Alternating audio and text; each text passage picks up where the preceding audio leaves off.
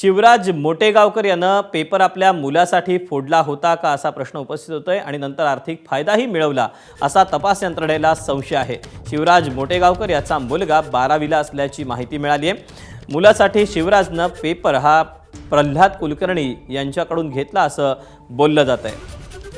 तेव्हा शिवराज मोटेगावकरला नुकतीच 9 दिवसांची सीबीआय कोठडी सुनावण्यात आलेली आहे आणि अर्थातच आता या सगळ्याबाबतचे अपडेट पुढे येऊ लागलेले आहेत। अधिकचे अपडेट याबद्दल जाणून घ्या तर सोमेश कोलगे आपल्या सोबत आहे। सोमेश,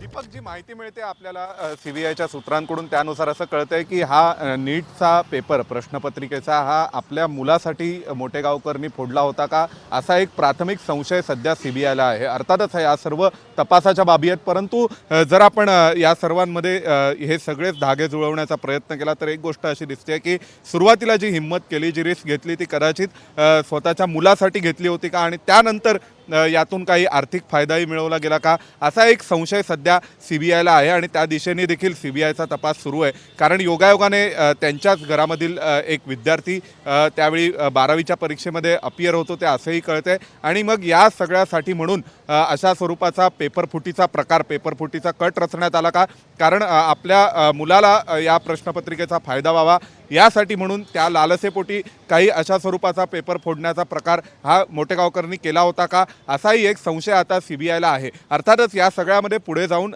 सीबीआयने जे म्हटलंय त्यामध्ये की अधिकृतपणे आर्थिक फायद्यासाठी सुद्धा, आर्थिक मोबदल्यासाठी सुद्धा यांनी सगळ्यांनी हा प्रकार केला, हे सुद्धा सीबीआयचं अधिकृत म्हणणं आहे। पण जी सूत्रांकडून आपल्याला माहिती मिळते त्यानुसार ही शक्यता आहे की कदाचित हा पेपर त्यांनी आपल्या मुलासाठी फोडला होता का, आपल्या मुलाला फायदा मिळावा परीक्षेमध्ये यासाठी म्हणून हा पेपर फोडण्यात आला होता का, यासाठी हे प्रश्न मिळवले होते का, असे असंख्य प्रश्न आता निर्माण होत आहेत आणि याविषयीचा संशय सध्या सीबीआय आणि तपास यंत्रणांना आहे। दीपक, त्यामुळे आता या चौकशीतून काय पुढे येतं ते पाहणं महत्त्वाचं असेल। सोमेश, धन्यवाद दिलेल्या सविस्तर माहितीबद्दल। एबीपी माझा, उघडा डोळे बघा नीट।